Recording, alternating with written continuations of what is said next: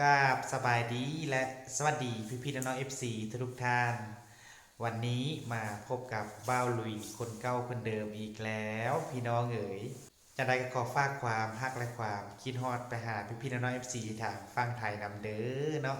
ถ้าหากว่าพี่น้องท่านใดเข้ามาแล้วก็อย่าลืมกดไลค์กดแชร์กดติดตามเพื่อเป็นกำลังใจทางช่องของบ้าวลุยได้มีกำลังใจในการนำเสนอเรื่องราวของประเทศไทยประเทศลาวแล้วก็อีกหลายๆประเทศอยู่ในอาเซียนเหล่านี้มานำเสนอให้บรรดาท่านได้รับฟังเนาะสำหรับเรื่องราวในวันนี้ทุกคนบ้าวลุยก็ได้ติดตามสถานการณ์เรื่องราวข่าวสารเกี่ยวกับปัญหา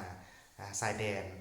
ระหว่างไทยกับประเทศกัมพูชาว่ามันมีความคืบหน้าอะไรได้แล้วก็สองประเทศเพื่อนได้เว้าได้พูดได้คุยปัญหาอันใดกันแน่เพื่อให้สถานการณ์และว่าเหตุการณ์มันคลี่คลายแล้วว่ากลับมาเป็นปกติเนาะทุกคนบ้าวลุยกับขอเป็นกำลังใจแล้วก็ขอเอาใจช่วยนำเด้อเนาะพี่น้องเราผู้อยากเห็นเรื่องราวที่มันเกิดขึ้นหรือว่าให้แหงไปกว่านี้เนาะทุกคนบ้าวลุยอยากให้ทั้งสองประเทศทางประเทศไทยประเทศกัมพูชากลับมาฮักแพงกันกับไปมาหาสู้กันคือดั้งที่ผ่านมาอะไรเนาะและการสลับคลิปวิดีโอในเนาะบ้าวลุยได้นำเอาเรื่องราวของพ่อใหญ่จากฝั่งไทยนะก็คือพ่อใหญ่ป้องนั่นเองทุกคนที่บ้าวลุยได้ติดตามมาตลอดในระยะที่ผ่านมาที่เพื่อนได้เว้าถึงประเทศลาวประเทศไทยแล้วก็อีกหลายๆประเทศในอาเซียนเฮานี้โดยเฉพาะแม่นประเด็นในวันนี้เนาะก็คือพ่อใหญ่ท่านนี้เพื่อนก็ได้มาเว้าถึงปัญหาหรือว่าสถานการณ์ประเทศไทยกับประเทศกัมพูชาในช่วงเวลา 2-3 วันที่ผ่านมาเนาะว่าประเทศไทยได้จัดการกับปัญหาชายแดนนี้แนวใดได้ทุกคนบ่รู้คิดว่าสิ่งที่พ่อใหญ่เพิ่นได้ยกมาเว้าเกี่ยวกับการปฏิบัติงานของประเทศไทยต่อกับประเทศกัมพูชาในปัจจุบันนี้ทุกคนก่อนอื่นบ่รู้ก็ต้องขอบใจและก็ต้องขอบพระคุณเด้อที่ได้นำเอาเรื่องราวของพ่อใหญ่มานำเสนอมาแชร์ต่อให้พ่อแม่พี่น้องได้รับฟังเนาะถ้าพ่อแม่พี่น้องท่านใดเข้ามาแล้วก็อย่าลืมเข้าเป็นกำลังใจให้ทางช่องของเพิ่นนำเนาะเดี๋ยวครับฟังพร้อมกันเลยเวอร์ชันไทยมองมุมกำลังต่อสู้กับเขมรแล้วก็เบิ่งว่าหน้าชาติเขาก็เฝ้าบ้านเฮาคือกันนะผลประโยชน์มันเกิดขึ้นเกิดอะไรขึ้นอยู่ที่นี่เขาจะทำอะไรไทยกับเขมรรบกันใครได้ประโยชน์บ้างนะมันมีคนได้ประโยชน์นะชุบมือเปิบก็ว่าได้เพราะงั้นป่องก็เลยขึ้นจอมาว่าไทยเนี่ยกำลังยำเขมรเสร็จแบ่งผลประโยชน์กันอ้าวบ่ต้องลงทุนยากจีนกับอเมริกาเนี่ยบ่ต้องลงทุนยากเพราะว่าต่างคนทุกคนเดี๋ยวนี้ต้องการเอาสกุลฮุนเซนนี่ออกจากการบริหารเขมรประเทศเขมรเขายังอยู่ยังไงเขาก็ยังอยู่แต่เรื่องราวที่มันเกิดขึ้นยุคสมัยเนี่ยเพราะว่าสกุลฮุนเซนเนี่ยมันครอบครองมันครอบครองกัมพูชาเพื่อตัวเองเท่านั้นบ่ได้แบ่งประโยชน์ให้ผู้ใดไปคบกับจีนก็ไปต้มจีนเอาเงินมาเขาสกุลเจ้าของคบอเมริกาก็ไปต้มอเมริกาเอาเงินมาเขาเจ้าของจีนก็ไปอเมริกากับเบิ้งหน้ากันบ่ติดแต่ว่าผลประโยชน์อยู่ในเขมรเขาต้องการทั้งคู่ประเทศไทยเฮาเนี่ยก็เลยเป็นผู้จัดการให้โดยทิศทางที่เขมรหรือว่าหุ้นเส้นหุ้นเส้นมึนเองที่อยากจะหาเสียงโดยวิธีการใช้พรมแดนเป็นเรื่องหาอยู่หากินในการครองบ้านครองเมืองยุยงให้ประชาชนรักชาติแต่แท้ที่จริงตัวเองอยากครองเมืองไปเรื่อยๆโดยไม่ยุยงส่งเสริมว่าแข่งกับประเทศไทยเอาพื้นแผ่นดินมานำเสนอเอาพื้นแผ่นดินอธิปไตยของไทยได้ของไทยย่ำใดประชาชนก็เลือกตั้งย่ำนั้นนี่คือหากินมากสิตลอดนี่แหละมันถึงวาระสุดท้ายแล้วในเมื่อว่าพื้นแผ่นดินจริงๆของตัวเองเนี่ยยกให้จีนขายให้จีนสัมปทานแล้วจะมาเอาอะไรชายแดนไทยมันจะได้ประโยชน์ยังชายแดนไทยได้ประโยชน์ก็คือเฮ็ดให้ประชาชนชื่นชมว่าตัวเองเป็นพระเจ้าเป็นผู้รักประชาธิปไตยพื้นแผ่นดินไทยที่ประเทศไทยยึดไปเท่าไหร่มึงก็เขียนเอาเองนะแล้วไอ้ที่มึงขายสัมปทานให้ประเทศจีนเนี่ยมันกี่ล้านไร่นะมันเสียไปหลายเป็นไดกับที่ปราสาทต่างๆที่มาชี้นำชาวบ้านว่าอธิปไตยอยู่ซุมื้อเนี่ยมันหลายปันใดกับที่ให้เขาสัมปทานไปแล้ว7-8 จังหวัด มันเกือบจะหมดแล้วจีนสัมปทานไปคือบ่ไปเอาคืนพุ่นคันว่ารักชาติมึงต้องไปเอาคืนจากประเทศจีนพุ่นขายให้เขาสัมปทานไป7-8จังหวัดมันเกือบจะหมดอยู่แล้วนะแล้วมาตามชายแดนเนี่ยมันบอกให้ประชาชนชี้น้ำแข่งกันกับประเทศไทยเนี่ยมันได้หยังมันไม่ได้อะไรสิ่งที่ได้ก็คือหลงคำว่ารักชาติของคนกัมพูชาคนกัมพูชาก็หลงอยู่อย่างเดียวว่ารักชาติกับประเทศไทยต้องต่อสู้กับประเทศไทยเขายิ่งใหญ่ไปไหนก็บอกว่าประเทศไทยไม่มีอะไรกัมพูชาเจริญกว่าทุนในการพัฒนาประเทศไทยให้การช่วยเหลือมึงเท่าไหร่ส่งอาหารการกินซื้อเขากินอยู่ตลอดเวลาบ่สำนึกว่าเขาเฮ็ดอาหารให้เจ้าของกินเขาส่งน้ำมันให้เจ้าของใส่เจ้าของมีหน้าที่ไปรับจ้างหาเงินมาซื้อของเขาเนี่ยมึงยังคิดไม่ออกเลยว่าเขาจะต้องเจริญกว่าเราสิวะเขาเป็นผู้ผลิตนั่นก็คือประชาชนที่มันก็ฉลาดบ่ได้เพราะว่าคนฉลาดมันตายไปแล้วตั้งแต่ปี2518นะมันก็เกิดมาใหม่นั้นเป็นไงล่ะมันเกิดมาใหม่ท่ามกลางลูกชาวนาล้วนๆแล้วลูกชาวนาพ่อแม่ก็ต้องสิส่งลูกไปเรียนไสได้นะมันก็มีคนอยู่แค่กลุ่มเล็กๆเท่านั้นที่สามารถครอบครองประเทศได้มีเงินมีท่องเป็นลำเป็นสันเพราะฉะนั้นม้วนมากของประชาชนก็เลยงงเอาเต้าตุนอยู่พ่อปานนั้นนะมันก็เป็นเวรกรรมของเขาคนเขมรได้ละนะมา3-4 มื้อการลบล่าขาฟันกันมานี่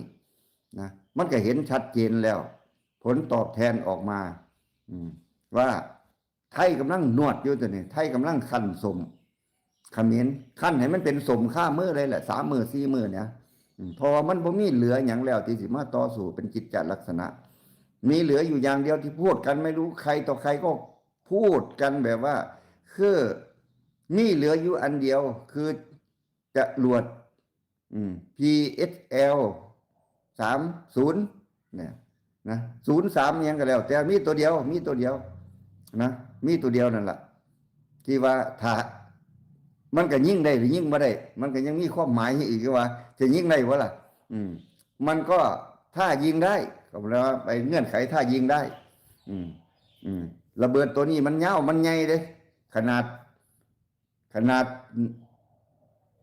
1 ฟุตนะความโตมันก็เส้นผ่าศูนย์กลางมันก็ห้วยศอกหนึ่งหมดเลยเว้ยยาวบอก12 เมตรเลยเว้ยนะยิงไกล130 กิโลกำลังขนย้ายถ่ายเทเข้ามาในระยะที่สามารถยิงได้สิเป็นเขมรที่เฮ็ดอยากคู่หรือสิเอาจริงก็แล้วแต่เขาสิเฮ็ดมันก็มีหลายประเด็นถ้ากล้าเฮ็ดเขมรก็รู้ตัวผู้สั่งการก็รู้ตัวว่าถ้ามึงกล้ายิงไกลเขาก็ผลออกมามันบ่มันว่าแค่มึงไปตกใส่มันประเทศไทยเขาสิวัดเอาไปเนี่ยมึงข้ามชายแดนมา100 กิโลเมตรนั่นล่ะไทยก็สิลึกเข้าไปในเขมรได้ทุกจุดที่ไทยต้องการนั่นคือคนกดปุ่มจากเขมรฮุนเซนฮุนมาเน็ตรู้ถ้ามึงกดปุ่มตัวนี้ได้นะถ้ามันติดนะยิงเข้ามา100 กิโล130 กิโลได้นั่นล่ะคือคำตอบให้ไทยบุกนำเข้าไปลึกมึงกล้าปะล่ะนะมันต้องวัดใจว่ามึงกล้าเพราะคันมึงกล้าเนี่ยคำตอบของมึงจะได้มึงก็รู้อยู่แล้วพอตกปุ๊บเขาก็บินไปปั๊บ10 นาทีถึงมึงบ่ต้องได้รู้เลยบ่ทันมีรายงานเลยว่าบัก03มึงไปตกใส่เขาสิวัดประเทศไทยเขาสิวัดเอาว่ามันตกระยะ100 กิโลรูดอยู่เท่านั้นล่ะสิถึกหยังก็ตามสิถึกบ้านเรือนถึกหยังก็ตามเขาถือเอาระยะเป็นเกณฑ์เพราะว่ามันบ่ได้แม่นบัดนั้นมันไม่เหมือนเครื่องบินไปถล่มระยะ200-300 เมตรมันเหลียวเห็นอยู่กูจะเอาตึกใดคันบ่ถือก็เอาอีกมันเหลียวเห็นนี่มันแข่งกันครับตรงนี้มึงกล้าแข่งบ่ล่ะก็วัดใจได้กล้าวัดใจไหมเท่านั้นเองนี่คือกองทัพเขาก็ถ่ายอยู่เขาก็บ่อยากเฮ็ดก่อนนะคันอันที่เขาสิเฮ็ดก่อนก็เห็นมันขนมาแล้วเด้อไปสะพานมึงอยู่บ่งใดมึงสิขนไปเขาเห็นสะพาน4-5 กิโลมันสิฮอดชายแดนก็ไปถล่มซะเตือนประชาชนล่วงหน้า3 ชั่วโมงมึงอย่ามาใกล้เด้อสะพานรัศมีระยะ1 กิโลล่ะหนีออกไปไกลบ่บอกซ้ำ 3 ชั่วโมงให้หลังก็ไปจัดการซะมึงจะขนมาไม่ได้อีกแล้ว มาแล้วกลับบ่ได้ นะมาทางนี้ทางเส้นเดียวนี่ละจัดการเรียบร้อยแล้ว อืม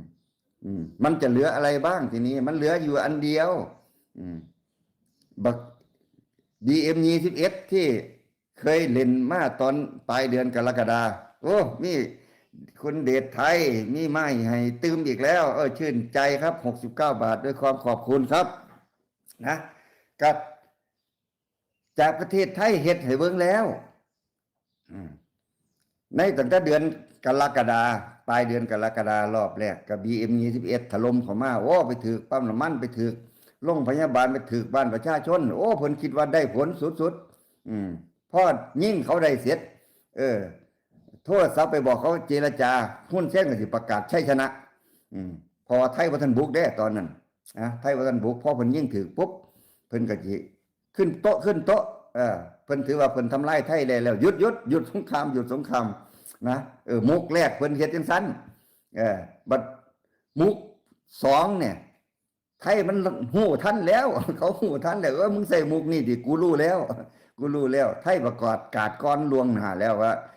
ขืนมึงยั่วยุขืนมึงยิ่งกูก่อนนะกูจะเอามึงเบ็ดเสร็จเด็ดขาดมึงจะไม่เหลือนะมึงจะต้องสิ้นสภาพสิ้นสภาพคือสู่ว่าได้มันต้องทุกด้านไม่ว่าสภาพเศรษฐกิจไม่ว่าอาวุธไม่ว่าความล้มตายของทหารอะไรบ้างที่มันจะทำให้มึงมีเป็นทุนในการต่อสู้กับไทยเด็ดทุกรูปแบบไม่มีให้เหลือนั่นคือไทยประกาศทั้งกองทัพทั้งกระทรวงต่างประเทศทั้งนายกไทยก็พูดออกอากาศนานาชาติได้รับฟังแล้วเขารู้แล้วนะรอบนี้นานาชาติเขารู้วันนี้ก็มีคนการเกิดกันพญธรรมกันเดี๋ยวกูจะเรียกประชุม พญธรรมพญธรรมอยากได้นานยังอยากได้รางวัลโนเบลอยู่เดี๋ยวกูจะเรียกประชุมเฮาก็เลยย่านว่าคันเกิดเรียกประชุมมาสอนควมกันไว้สิไปเว้าจังไดเว้าแน่บ่ได้ว่าสายมาก็สิรับบันบ่รับสายมันสิบ่มีมารยาทเอารับแต่ว่าเขาเตรียมความเว้าไว้แล้วว่าจังไดเฮาก็ต้องจัดการกัมพูชาให้มันเบ็ดเสร็จเรียบร้อยแล้วจังสิเว้าอยู่เดี๋ยวจังสิเว้าให้นวดมันคักๆซะก่อนนี่คือเฮาก็เว้าออกมาอยู่เรื่อยสถานทูตอเมริกาเขาก็ฟังอยู่แล้วอยู่เนี่ยเขาก็ต้องรายงานลูกพี่เขาอยู่แล้วแล้วเขาก็เห็นผลอยู่แล้วว่าเขาถ่ายอย่างอยู่เดี๋ยวนี้นี่ผู้ใดรักหุนเซนรักตระกูลหุนเซนบ้างเดี๋ยวนี้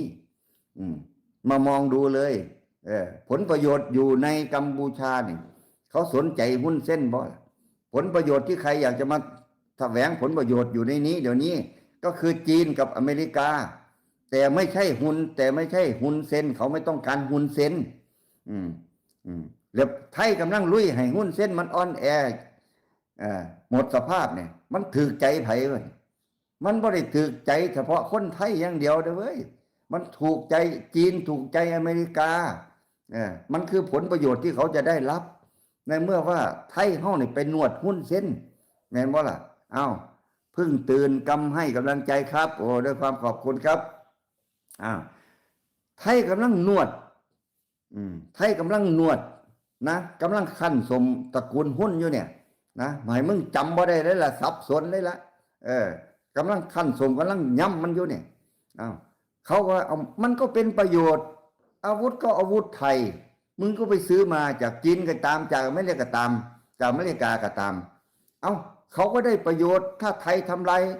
ตระกูลหุนได้ทำให้ตระกูลหุนย่อยยับได้เขาก็เตรียมคนจะมาขึ้นแทนอยู่แล้วเขาก็ต้องไปลงทุนทำลายตระกูลหุนให้มันยากให้มันสิ้นเปลืองนะบ่ได้สิ้นเปลืองแรงงานบ่ได้สิ้นเปลืองอีหยังทั้งสิ้นเพียงแต่อย่าพึ่งเข้ามาอย่าพึ่งเข้ามาเจรจามันบ่คือรอบแรกนะบ่คือรอบแรกเพราะว่ารอบแรกนี่มันหยังรอบแรกนี่วุ้นเส้นเสื้อสายเก่านะเสื้อสายเก่าที่เพิ่นเคยไปเฮ็ดไว้ในการว่าหน้าชาติเกี่ยวกับบ่อน้ำมันเกี่ยวกับชายแดนไอ้พวกที่หวังว่าหุนเซนจะชนะก็จะยกน้ำมันให้ในอ่าวไทยนั่นนี่เพิ่นเคยไปเสนอเขาไว้แล้วนะ บัดที่นี่เขาก็มองมึงแล้วว่ารอบนี้มันบ่คือรอบนั้น รอบนี้เขาสิบ่เอาหุ้นเส้นไว้ นะมันต่างกันเขาก็เลยเฉยเขาเพียงจะคุยเฉยๆเดี๋ยวกูจะไปเดี๋ยวกูจะโทรจักมือแล้วพญาธรรมเขาโทรมาโทรศัพท์มันยากมือเถิงซ้ำสิโทรศัพท์เนี่ยมันไม่ได้ยากอยากโทรจำได้ก็ได้นะแต่ว่าเขาไม่โทรเขาไม่โทรเขาไม่กดดันเขารู้ว่าปล่อยให้ไทยมันย่ำเขมรให้มันเบ็ดเสร็จซะก่อนเฮาบ่ต้องลงทุนลงแรงยากจีนก็เหมือนกันจีนก็ว่าอเมริกาจะมายุ่ง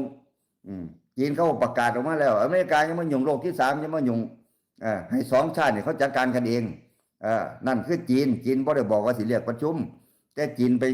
สั่งคู่อเมริกาอย่ามายุ่งให้2ประเทศนี้เขาจัดการกันเองมันเป็นเรื่องชายแดนแต่จริงๆแล้วเขาก็อยากเปลี่ยนตัวฮุนเซนโดยไม่ได้ลงทุนปล่อยให้ประเทศไทยจัดการฮุนเซนให้สิ้นสภาพแต่ฮุนเซนสิ้นสภาพมันบ่ได้มีปัญหาอย่างกับประเทศจีนฮุนเซนสิ้นสภาพอาวุธมึงหมดมึงไม่หักแข้งหักขาเรื่องอาวุธมันหมดจดเรียบร้อยแล้วจีนเขาไม่ใช่ประเทศที่ต้องการเข้ามารบเขาต้องการเขามาฟื้นฟูเขาต้องการเขามาค้ามาขายมาสร้างเส้นทางมายึดกัมพูชาโดยปราศจากการต่อสู้มันก็ถือใจมันบ่ล่ะเอาก็ปล่อยให้ไทยเฮ็ดเขาบ่ได้เว้าแต่ว่าเขารู้ว่าผลงานที่ไทยเฮ็ดจีนได้ประโยชน์ล้วนๆเลยเพราะว่าอย่างสัญญาต่างๆที่จีนมีอยู่ในกัมพูชาที่ลงทุนเอาไว้เขาจะได้ค่าได้ขายเฮ็ดสนามบินไว้เฮ็ดถนนไว้เฮ็ดโรงไฟฟ้าไว้แล้วเฮ็ดสิ่งต่างๆที่สิลงทุนไว้มันดำเนินการไม่ได้มันคาสงครามมันคาแหล่งสแกมเมอร์ทั้งหลายมันบ่ได้สร้างประเทศได้สแกมเมอร์นี่มันสร้างประเทศบ่ได้ประเทศจีนก็ไล่มันหนีจากประเทศจีนมาพอแห้งแล้วมันมาเติบโตอยู่นี่หุ้นเส้นก็หลงเงินทุนของสแกมเมอร์เอามาคุ้มครองสแกมเมอร์นะเป็นเจ้าพ่อสแกมเมอร์มันก็ร่ำรวยมันก็ยิงยโสโอหังเอาตั้งกองทัพขึ้นมาป้องกันเจ้าของเป็นไงความแข็งแกร่งมันหลอกลวงคุณทั่วโลกอเมริกาก็เพิ่งยึดเงินไปก็รู้อยู่แล้วอเมริกามึงเอี่ยมสิไอยังเยอะมึงเป็นลูกน้องหุ้นเส้นหรือมึงเป็นคนสิมากำจัดหุ้นเส้นอเมริกายึดเงินเขาไปแล้วเนี่ยยึดเงินเขาเงินคนดีมึงจะกล้ายึดไหมล่ะมันยึดเงินโจรยึดไปแล้วเอาโจรก็ต้องถูกกำจัดไปด้วยไม่ใช่จะเอาเงินเฉยๆไทยกำลังทำหน้าที่ให้หน้าที่อันนี้ให้มันก็ถือแล้วด้วยล่ะคันมึงเป็นลูกน้องหุ้นเส้นมึงก็มาบอกเจรจาช่วยหุ้นเส้นเหรอคันสันมึงสิยึดเงินหุ้นเส้นไปให้หยังสันนั่นอเมริกาโยไว้แม่นความไทยล่ะเอาจัดการเลยปล่อยครัวเว้าไปใส่เว้าลุๆแท้มถ้ำก็เว้าลุๆเดี๋ยวจะโทรไปเจรจาให้สงบศึกแต่จริงๆเขารู้ว่าปล่อยให้ไทยขั้นสมหุ้นเส้นให้เรียบร้อยสะก่อนเขาจึงค่อยบ่โทรมาหุ้นเส้นกับใจมันบ่คือเก่าแล้วจะยิงอาวุธที่ตัวเองมีก็ร่อยหลอเต็มที่แล้วมือ2มือแรกสาดเข้ามา3,000 4,000 5,000นะ MBM 21นี่สายข่าวแต่ละสายตัวเลขมันบ่ตรงกันดอกบ่มีผู้ใดนับชัดเจนปานนั้นนะวันมือเศร้านี่แฮงว่า 9,000 แล้วเกือบหมื่นแล้วนะ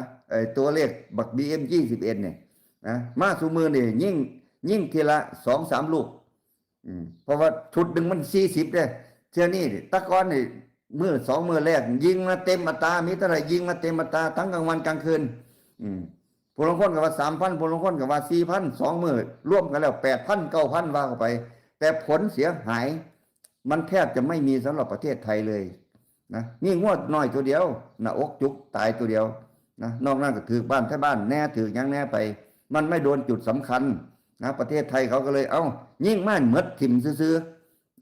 เดี๋ยวนี้เริ่มลอยล้อแล้วยิ่งมาทีละ 2-3 ลูกเพราะให้ว่ามีแล้วก็ทำเป็นอวดเอาบัก HPL 03ขนทายมาเขาจับได้เขาก็ไปทิ่มระเบิดใส่สะพานซะมึงเสร็จมึงกลับไปบ่ได้แล้วบัดเนี่ยนั่นก็คือมึงกล้ายิงบ่บัดนี่มันขั้นตอนพอไปขึ้นมึงกล้ายิงบ่ล่ะมึงมีอยู่นี่แต่มึงกล้ายิงมึงก็จะได้รับบทตอบแทน บ่แม่นว่าแค่ตระกูลหุ้นอย่างเดียวอืมทรัพย์สมบัติมึงอยู่ไสบ้านเฮือนมึงอยู่ไสปุ่มใดเขาก็ยิ่งคาสิโนให้เบิ่งแล้วเพราะว่าคาสิโนกลุ่มนี้มันเป็นคาสิโนห้างแล้วเอาทหารเอาทรัพย์สมบัติทางทหารไปยัดไว้ไปยู่ไปเสี่ยงไว้เขาสืบได้เขาก็สอยเอาซะเอามันถูกจุดถูกที่คลังน้ำมงคลังน้ำมันที่เอาไว้เสิร์ฟรถขนรถถังทั้งหลายเอามันอยู่ใกล้กันที่สอยไปน้ำเพราะว่ามันเป็นยุทโธปกรณ์สำหรับขนอาวุธมันเป็นเชื้อเพลิงสำหรับอาวุธนักทุนเซนชอบใช้คนต่างชาติมาเล่นเกมเห็นปะจำได้บ่สมัยแข่งกีฬาจังมันใส่นักมวยจังมันใส่นักบอลใส่ต่างชาติเขามาเล่นเกมเพราะว่าเจ้าของบ่เก่งนักมวยมันต้องเปลี่ยนสัญชาติอะไรมากมายเลยเว้ยนักกีฬาเนี่ยนะเขาถึงจะยอมรับแต่พอถึงระดับขั้นทหารขั้นทหารก็ต้องใส่ต่างชาติคือกันเพราะว่าวิวัฒนาการมันไม่ทันนะคนบ้านเจ้าของ BHQ เนี่ยมันทำอะไรยังไม่เป็นคือว่าเรื่องโดนโจรกรรมโดนสังหารโดนสอดแนมมันเพิ่งเกิดขึ้นในสงครามยูเครนนี่เอง3 ปี4 ปีมานี้นะวิวัฒนาการเรื่องนี้มันเร็วมามากมีแต่ต่างชาติตะวันตกที่เขาลบกันไม่ว่าเขาจะยิงกันอยู่ในยูเครนหรือว่าอิหร่านแม้แต่อเมริกายังบ่รู้เลยว่าอิหร่านเก่งขนาดไหนสามารถดึงโดรนของอเมริกาลงมาได้ไร้รอยตำหนิอเมริกางงเป็นใกล้ตาแตกเลยนะนี่คือมันเป็นความรู้เฉพาะโดรนสมัยใหม่ที่เขาเอามาสอดแนมเอามาวางระเบิดอยู่ทุกวันนี้นะแล้วเขมรเนี่ยมันสิไปรู้อย่างมันเขมรก็เลยจำเป็นต้องนำเข้าทั้งโดรนนำเข้าทั้งผู้ควบคุมนะไอ้พวกควบคุมเป็นพวกรับจ้างไอ้พวกนี้ว่าจำเป็นต้องเป็นทหารควบคุมโดรนเป็นกามารับจ้างคนมารับจ้างอยู่ในสงครามเขาก็เรียกว่าทหารเขาเรียกว่าทหารรับจ้างความจริงมันก็คนธรรมดานี่แหละไม่มียศมีศักดิ์ทางนั้นทหารไม่ได้นิดเดียวมารับจ้างบังคับโดรนให้กับเขมรเพราะว่าเพิ่นชอบการนำเขามันจังสิทันสมัยเอาความทันสมัยในเขามาต้องซื้อจ้างเขามาทั้งวัดทั้งอาวุธทั้งผู้บริหารทั้งผู้ควบคุมวางแผนนำเขามาเพื่อนสิได้คูประเทศไทยโดนลักษณะนี้มันหลบเลี่ยงระบบอินเทอร์เน็ตได้เพราะว่ามันใช้สายไฟเบอร์ออปติกมันจะได้ผลแค่ 200-300 เมตรเท่านั้นคือเข้าย้อนวาล์วนี่มันใส่สายออปติกนี่เป็นตัวย้อนบ่ได้ใช้อินเทอร์เน็ตมันหลบบ่ได้มันพอมันบ่ได้ใช้สัญญาณของอินเทอร์เน็ตคือก็บอกง่ายๆคือว่าโดรนตัวนี้ย้อนวาล์วนะเอาสายนี่เป็นตัวส่งสัญญาณไปได้โดยตัวมันเองเลยนั่นคือเทคโนโลยีเขาเรียกว่าเทคโนโลยีตัวนี้มันใช้สายไฟเบอร์นั่นละแต่ว่ามันก็ไม่ได้ว่าทำให้กองทัพไทยหวั่นไหวอะไรมากมายเพียงแต่ว่าเขมรมีของพวกนี้เพิ่นบ่เคยมีนะเพิ่นก็เลยว่ากูแน่กูมีต่างชาติมาจัดการให้ล้ำสมัยที่สุดจ้างมากับมาสู่นั่นคือของพ่อมีได้อวดได้อ้างพ่อได้เป็นกำลังใจว่ามีต่างชาติมีผู้เชี่ยวชาญเข้ามาแต่ว่าโดยกำลังแล้วมันก็ไม่ได้มีอะไรมากมายเพราะของพวกนี้มันแพงจ้างต่างชาติกี่แสนต่อคนเจ้าว่าในขณะที่ทหารบ้านเจ้าเงินเดือน1,000 กว่าบาทมันเท่ากับคนเป็น1,000 คนด้วยนะไปจ้างต่างชาติมามึงจะจ้างได้เท่าใด